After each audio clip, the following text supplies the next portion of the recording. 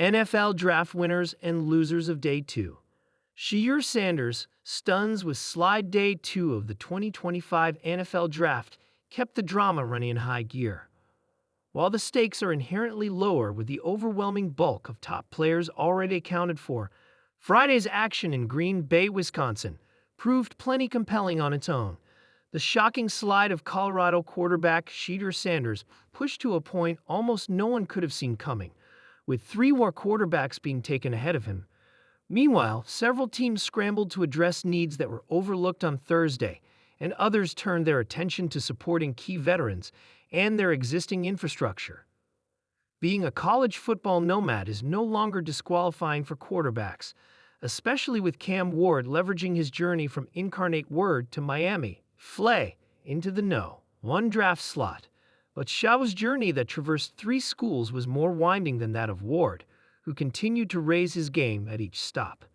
It seems unfathomable, then, that a passer who will turn 26 as a rookie and endured 3 significant injuries in his previous stops at Oregon and Texas Tech could leapfrog the likes of Sanders to become the No. 40 overall pick by the New Orleans Saints. Best of all for Shaw, with Derek Carr's health outlook uncertain, there's a good chance that Shaw gets an extensive runway this season to show whether he's up for the task of holding down the starting spot. Staying cool under pressure could be an issue for the 6'5", 219-pounder signal caller, who also will have to not draw Kellen Moore's ire by putting the ball up for grabs too often. But he'll get a shot to show his stuff while working for a coach in Kellen Moore, who can take the long view with his development. No one could question the Chicago Bears' commitment to lifting up last year's No. 1 pick after a series of offseason moves that centered on that desire, with hiring widely celebrated play caller Ben Johnson as head coach and revamping the interior of the offensive line didn't constitute the full extent of the organization's plan to help its quarterback. After taking tight end Colston Loveland in the first round Thursday, as a seam stretcher, general manager Ryan Poles circled back for more help in the receiving corps with second-rounder Luther Burden Ayala, a firecracker in the Deebo Samuel Sr. mold. A Missouri product can own the short area with scheme touches and run after catch opportunities as others work deep. And the front got even more help with third-round offensive tackle Ozzie Trapelo, who can offer a fallback plan if left tackle Braxton Jones has any trouble in his return from a fractured ankle.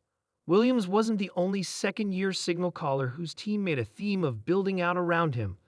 While the New England Patriots' first-round selection of left tackle Will Campbell didn't generate much buzz, the additions of second-round running back Trevion Henderson and third-round wide receiver Kyle Williams immediately ratcheted up the big play potential of what had been one of the league's most stagnant attacks.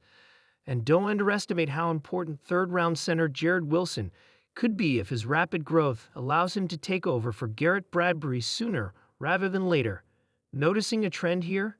That Houston Texans also reached a breaking point this offseason with the subpar support for their star behind center, firing offensive coordinator Bobby Slowick and blowing up the offensive line.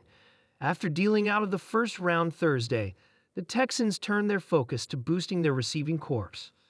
Former Iowa State teammates Jaden Higgins and Jalen Noel bring wildly disparate styles and skill sets to their surroundings, with the former figuring to threaten defenses with his supersized frame as the latter creates separation with quick twitch moves.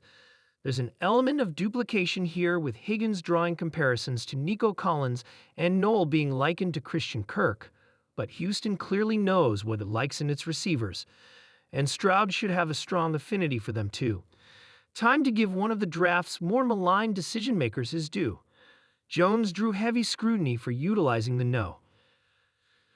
12 overall pick on offensive guard Tyler Booker, despite the Dallas Cowboys' foreboding outlook at receiver. But on Friday, he scooped up 2 of arguably the best prospects available after day 1 in edge rusher Donovan Ezeruaku and cornerback Shaven Revel Jr.